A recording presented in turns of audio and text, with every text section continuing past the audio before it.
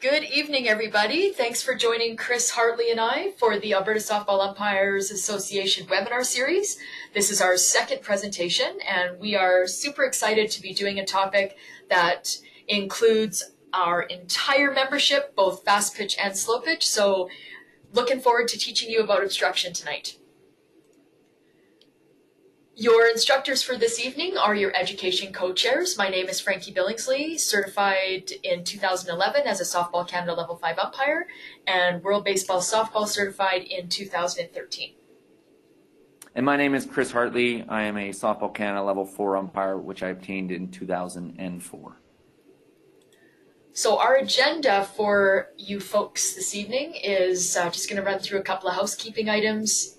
We're going to go through the rule definition, what the obstruction mechanic is, the penalty enforcement. We've got some awesome videos to show you some obstruction examples, talk a little bit about mindset, philosophy. This is going to be a point of emphasis, and then we'll have time for question and answers at the end. So just a couple of housekeeping things. If this is the first time you're joining us, you will notice that you are muted. It's just easier for Chris and I to deliver the content and address your questions at the end. Speaking of questions, if you could, you'll see at the bottom right-hand corner a question box. If you could enter your questions in there, Chris and I will either try and address them as we go through, or we'll address them at the end. And last, we're hoping to provide content for about 25 to 30 minutes, and then we can be with you for another 15 minutes to answer any questions that you might have. So without further ado, just so we all are starting from the same perspective or with the same information, the obstruction rule is the exact same rule in slow pitch and fast pitch, and it is covered in Rule 8, Sections 1 and 7 in the Softball Canada Rulebook.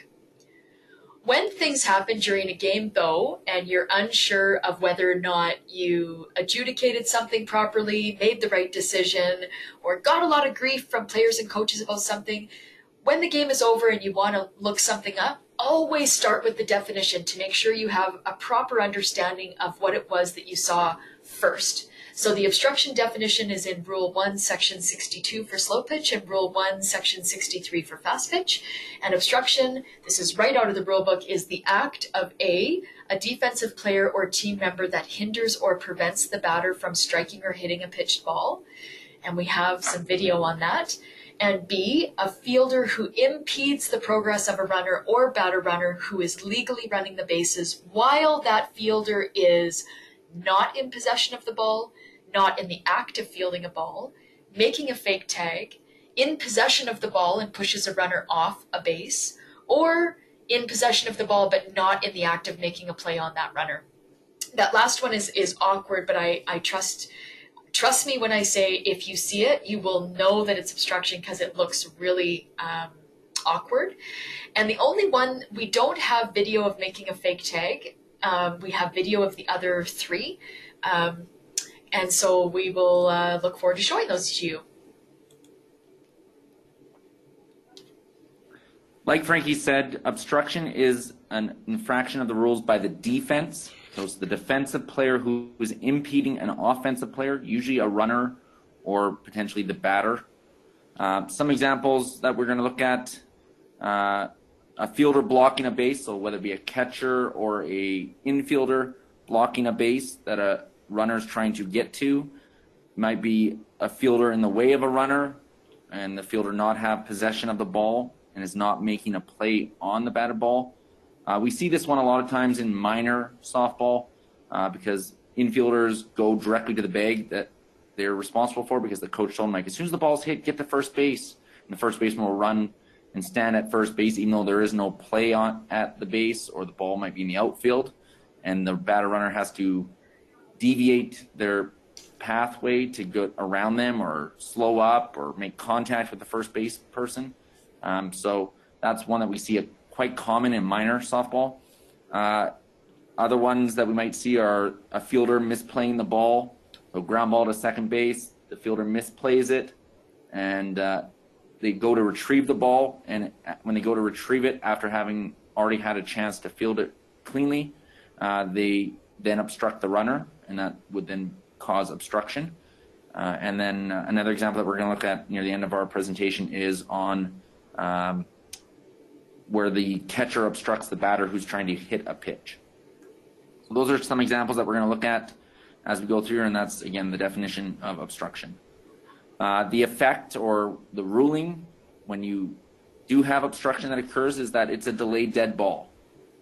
So when we have a delayed dead ball, we will throw out the signal for delayed dead ball. Our left arm will go out from our shoulder kind of thing horizontally, and we'll wait until the play is over. When the runner is safe, so they have achieved the bag that they would have obtained had they not been obstructed, the umpire who made the obstruction call just ignores or nullifies the obstruction. It's as if it never happened, because the runner still got to the base that they would have got had they not been obstructed. So you just ignore or nullify the infraction. If a runner is out, so they did not achieve the base that the umpire believes they would have reached had the obstruction not occurred, then the umpire will call dead ball after the play is finished, and the runner will be declared safe at that base. If the runner, so if there's a situation where the runner is protected to second base and they try to stretch that hit into a triple and are thrown out quite easily, well in advance at third base, the runner could be called out because they've passed the base that the umpire believes that they would have achieved without the obstruction. So they're on their own, at their own risk if they go past the bag that you protect them to. We're going to watch a video here. This is presented by Christy Cornwell. She is a umpire supervisor coordinator down in the States, and we found this video that we thought was very valuable. It kind of gives you good examples of what is and what isn't, or ways that you can tell whether or not obstruction may or may not have occurred while on the diamond. So let's take a look at this video now. I'm Christy Cornwell, and I'm going to talk with you about the new obstruction rule and what it means and how you can help your players make effective plays without violating the rule. So the new rule says you can't block the whole base plate or base path without being in possession of the ball. So the way, as umpires, we interpret that, we look at the leading edge of the plate or the base, and we make that a vertical plane. So if your body is standing behind the vertical plane or the leading edge of the plate or the base, you could straddle and that would not be considered obstruction because the runner still has a portion of the base of the plate that they can get to and the base path. For plays at the plate, we're looking for the catcher to be in fair territory, allowing the runner the back portion of the plate and the base path, to be straddling behind the leading edge, or, if they want, to be in foul territory. For plays at the line, we're looking for the catcher, both feet, to be in fair territory, allowing a base path and a portion of the plate, or in foul territory, again allowing the front portion of the base path and the plate to be accessible. If we see a catcher that's set up straddling the line, we would consider this blocking the whole base path or plate because they're now straddling the fair side and the foul side, and their body's in front of the leading edge. So this would be for errant throws, we allow the catcher to move through the base path, then allowing access to the plate or the base. If the throw draws the catcher into the base path, then we would look at obstruction on it. Okay, so for plays at a base, we're going to talk about second base. Again, we have to remember that the rule is the defense cannot block the whole base or base path. So this would be considered a valid catch, not obstructing, because the runner would have access to the front edge, the leading edge of the whole base.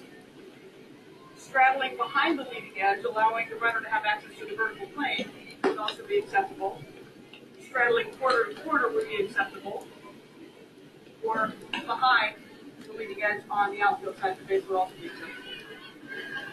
Setting up in front of the base, setting up with only a portion in front of the base would be acceptable.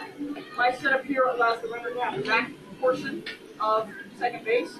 Now, I can't tell the runner where she has to slide, so if the runner chooses to slide into me, and I do not have possession of the ball at that point, this setup stance, which is not obstruction, can become obstruction depending on how the play develops.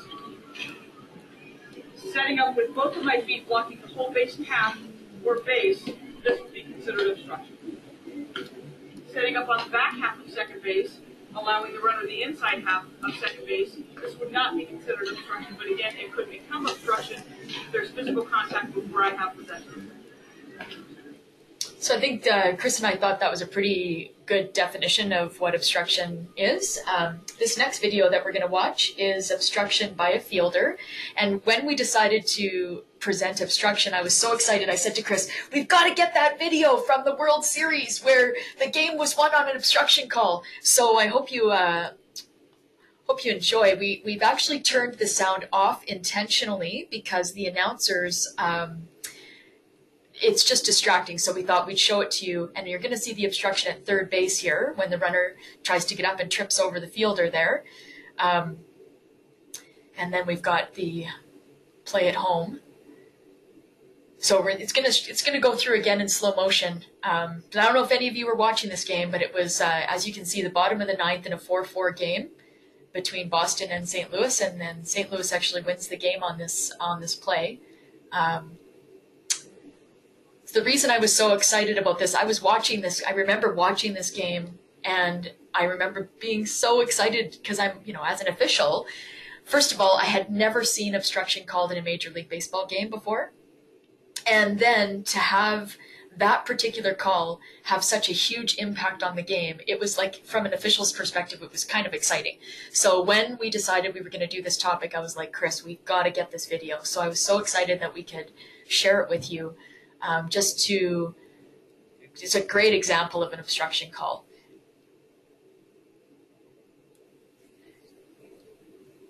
You'll notice that the third base umpire points at the fielder. That's the signal in Major League Baseball. And the plate umpire, recognizing that obstruction has been called, they believe that the runner would have achieved home plate, so they call him safe.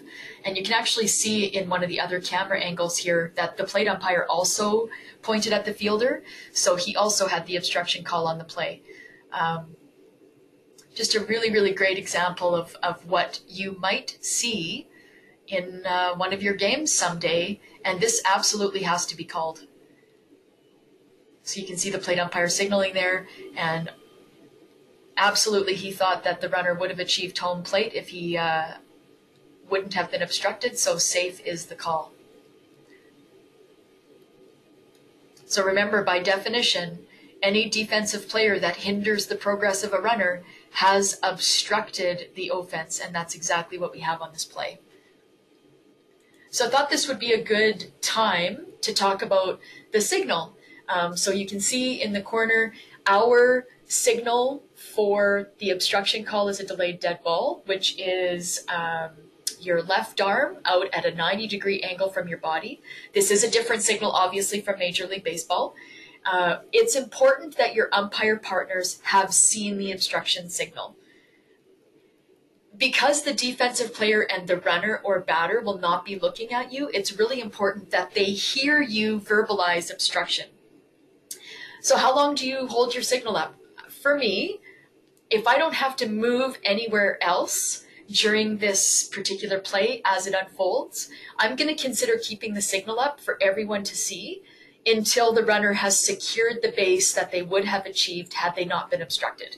If they choose to go beyond that, I'm going to lower my arm. This is just a personal preference, but I thought I would at least include that so you have something to, at least something to work with when you're trying to figure out how long you should signal the obstruction for.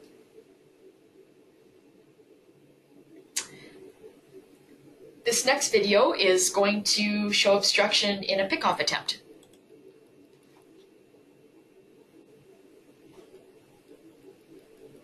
So again, by the rule, the players cannot block the base unless they have possession of the ball. So here's a case at first base on a pickoff attempt where the first base person blocks the bag, preventing the runner from achieving it. And again, we'll show it again. And it's right at the end. You'll notice the ball skipping into the first baseman's glove, but they've already blocked the bag area before the runner there. So as umpires, again, that first base umpire is right behind the bag. They're going to be watching for, does the fielder provide a area or route for the runner to get to the base, much like Christy Cornwell had mentioned, and in this case they don't. So that is definitely the base umpire's call for that, and hopefully they'll determine whether or not they had the ball or not. The next one is an obstruction in a rundown situation. So when we have a rundown, again, there's a lot of stuff going on. We need to be cognizant or aware of the runners and the fielders that are involved, and making sure that the fielders, after they have thrown the ball to their teammate, are not obstructing the runner who's running back and forth. So we'll take a look at the video there.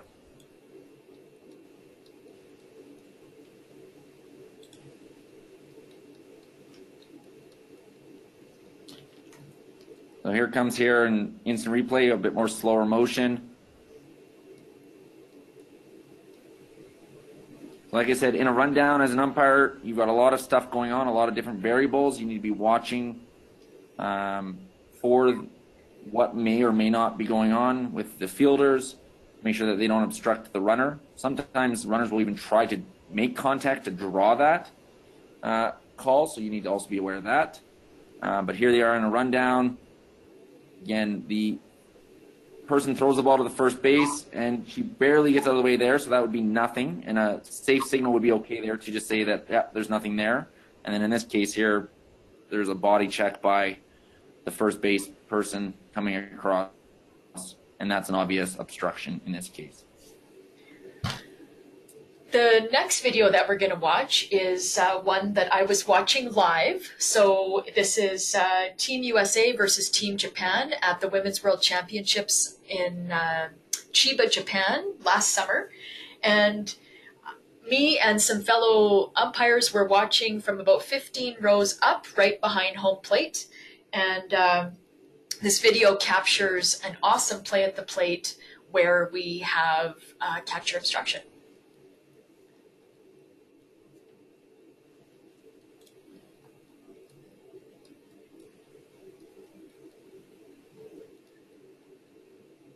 Just going to go through this one more time.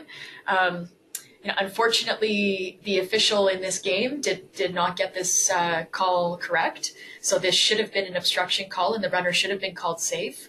As you can see in the video, after the out is called, the head coach from Team Japan is running towards home plate, pointing at the infraction. So this angle actually shows that the catcher is well blocking. The runner has to go really wide. The ball isn't there yet. And so this is a play that is being used at the international level and at the Canadian level to teach the new mechanic seeing the window frame and perhaps moving to third base extended for these kinds of throws from the outfield. This next video is another example of catcher obstruction at the plate. Very clear cut. So we'll have a hit here. The runner's going to round second and come home. This one's very obvious.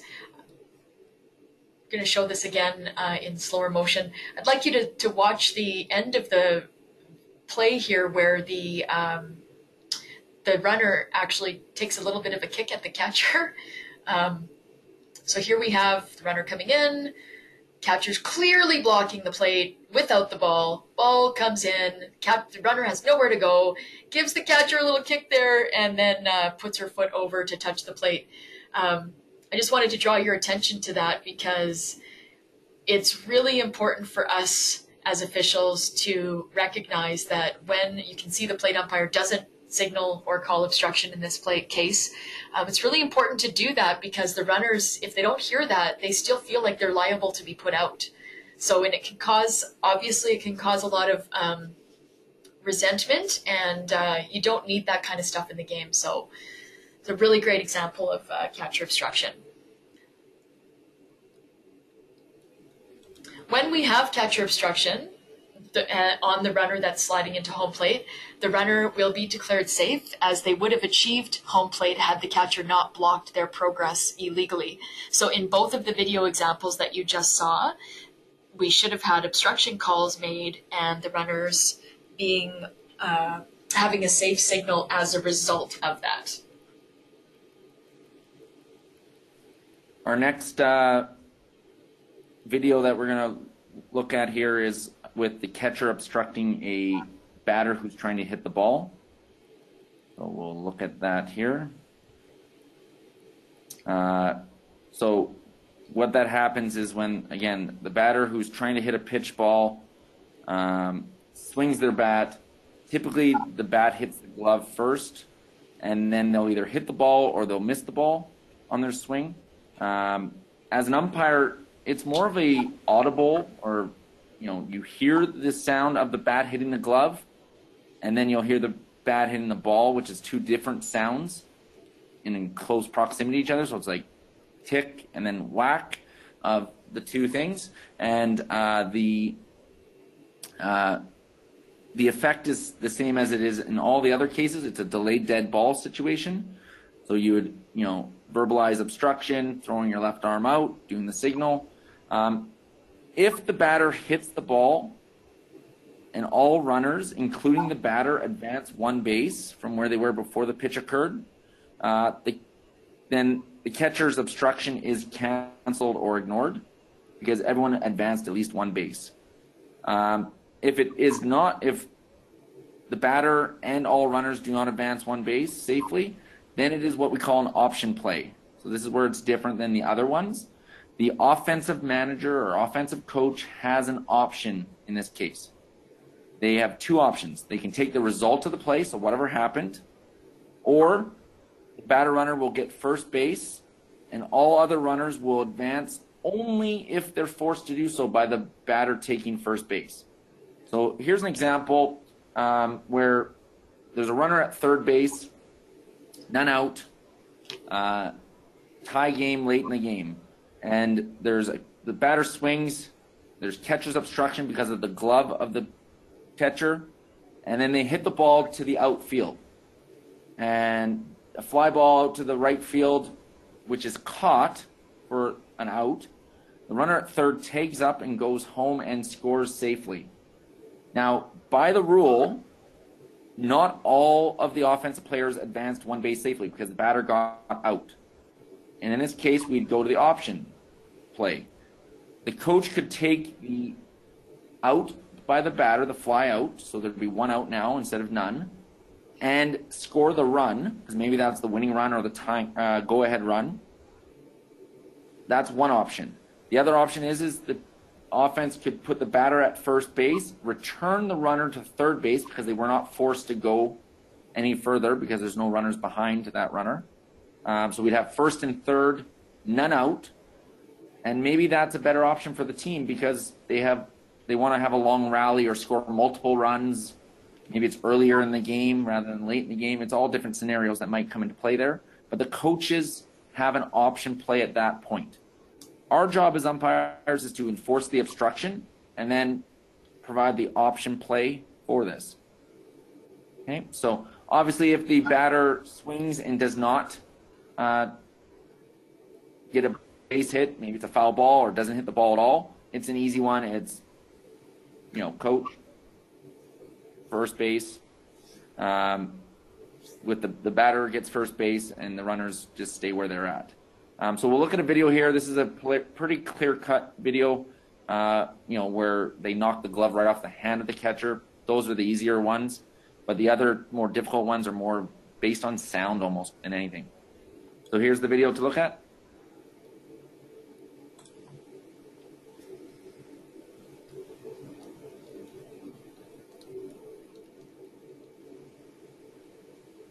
Pitch comes in, and again, you can see clearly knocks the glove right off the catcher's hand. That's a no-brainer. Easy one for us to pick up as umpires. She hits the ball foul, so she didn't advance one base safely. So therefore, the batter would get first base. Or the coach, if they really wanted to, if 12 was a really good hitter, They could just take the strike on the batter, but because they want that batter to maybe hit a home run or some of that potentially. I guess that is an option for the coach.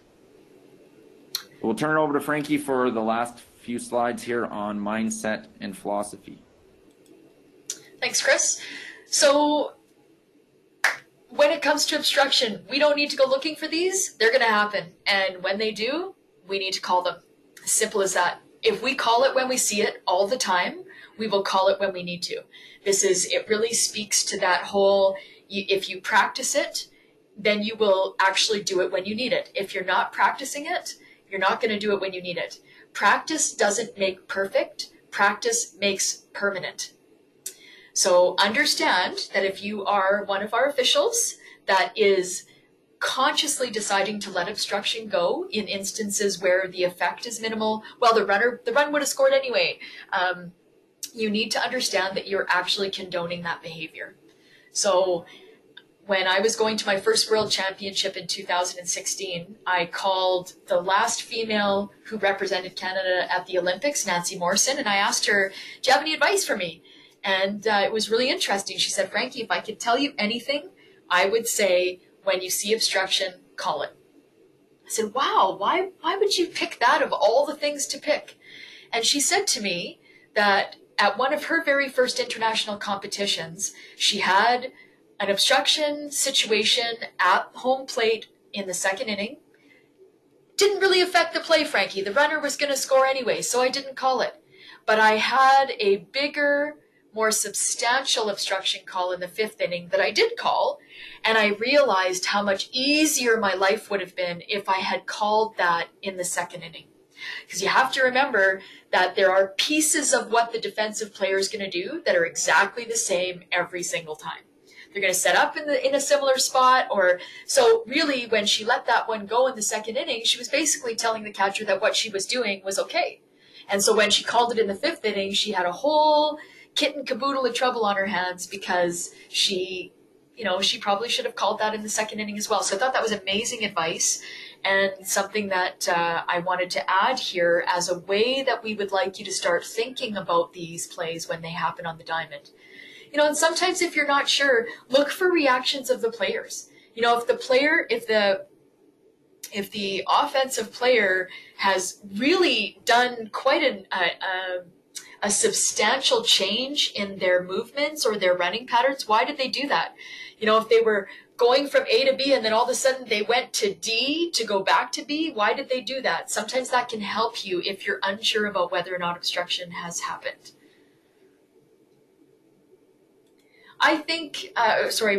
Chris and I think that the timing of when you make the obstruction call is super important. It's not just about verbalizing, signaling. It's also about when you actually call it.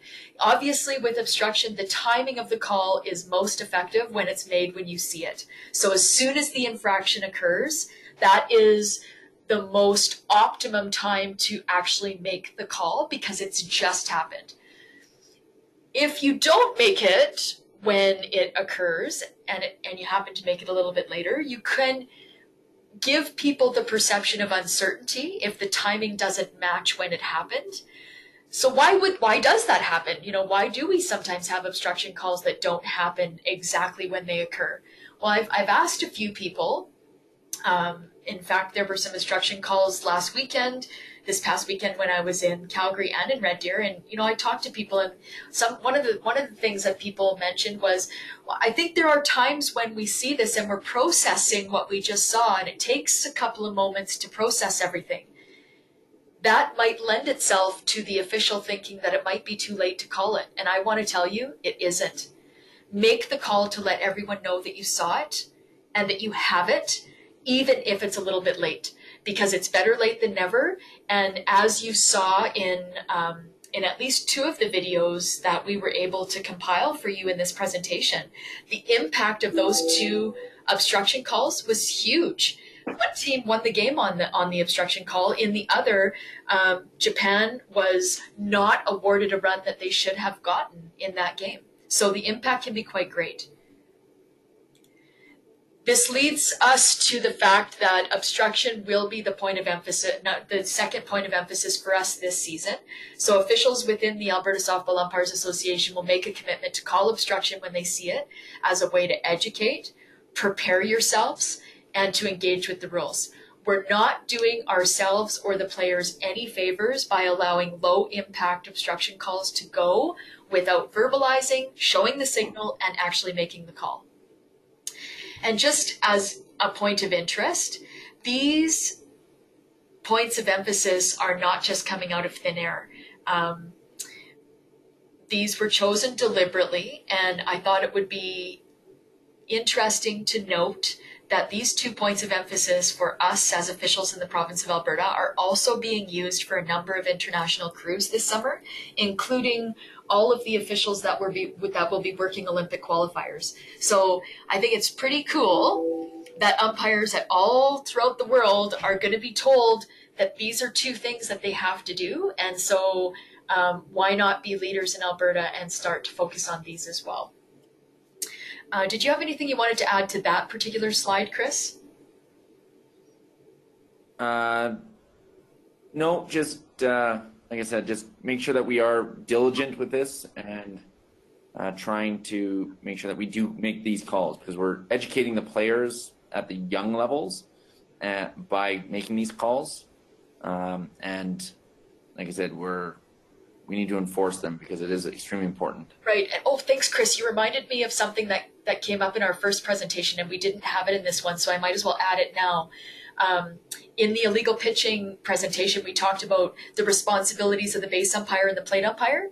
And I just wanted to mention, these are big, impactful plays, to the point where if you see obstruction as a runner's rounding first or rounding third or in between the base paths while they're running at full, like when they're running at their full speed and there's some kind of collision with a defensive player, if your base umpire doesn't call that, because it should be their first play that's their opportunity to call because they're on the bases. If they miss it or if they don't call it, as the plate umpire, I would like you to call that in those instances. Everyone can see those plays, and so I think it's important that we have a call on those. And so give your base umpire first opportunity to call it, and if they miss those ones, I want the plate umpire to call it. I think we should, as the plate umpire, I think they should stay away from obstruction calls directly at a base, but when we have collisions on the base paths or as a runner's rounding a base, I think if your base umpire is out of position or they can't see it or they don't call it, I think the plate umpire, if you see it, you should call that. So thanks, Chris. Thanks for reminding me to say that. And then I'm just wondering if we have any questions from the audience. Yeah, Frankie, there's one question actually just popped up that relates to what you just said about, what is the rationale or reasoning behind why a plate umpire wouldn't make the obstruction call at a base if the base umpire didn't make the base? So say like the pickoff or a slide into first base.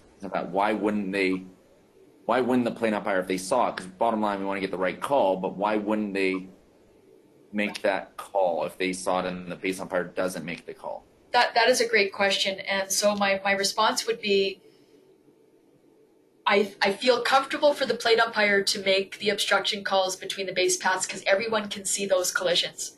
Why I'm not comfortable with one directly at a base, think about our mechanics. On a tag play, the base umpire should be 12 feet away from that play. They are right there. So I think it is disrespectful to have the plate umpire come from maybe 60, 70, 80 feet away to make an obstruction call in front of a base umpire who's 12 feet away. For example, on a player sliding from second to third, the best position, if the throw's coming from the outfield, the best position for that umpire, that base umpire to be is right on the fair foul line in fair territory, 12 feet away at the leading edge. That's one of the positions that is acceptable to make that call. If the plate umpire would typically be somewhere hovering around home plate, maybe first base extended, maybe third base extended. So in either of those scenarios, they would be looking through the base umpire because the base umpire is in front of that base. So it's just a matter of being respectful of areas of jurisdiction. So that's why my preference is that the plate umpire not call obstruction if it occurs right at a base. Rather, if it occurs out in the open in between base paths or as a runner's rounding a base, I think that those would be acceptable. Does that answer your question? Awesome. Thank you very much. So, are there any other questions out there for Chris and I? Doesn't look like it. So our next webinar will be Monday, June 24th at 7. We're going to be covering interference. You will get an email invitation to register in the next week or so. And then I'd like to give you our contact information. Chris and I have received lots of comments and questions, and keep them coming. And we really appreciate hearing from you. Any last comments from you, Chris? Yeah, like Frankie said, the contact information on your screen right now, education@asua.ca comes to us. Our phone numbers are on there. If you have any questions, please don't hesitate to send it our way or inquire. If there's something that we need to get clarification from Softball Canada of that, we can go through the appropriate channels to do that.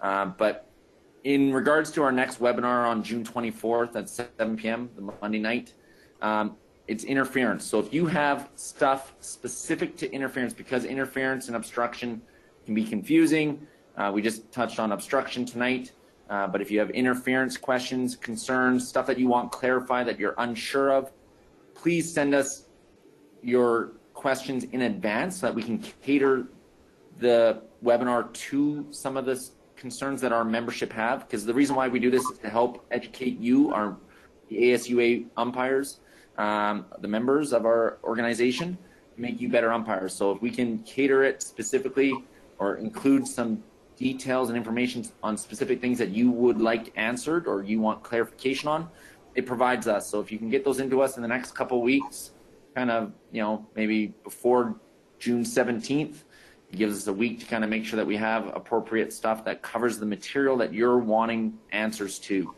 It just helps us to fine-tune our presentations to help you the best possible. Awesome. Thanks, Chris. And I guess we will bid you good night. Thank you for joining, and we will be together on June 24th. Good night, everyone.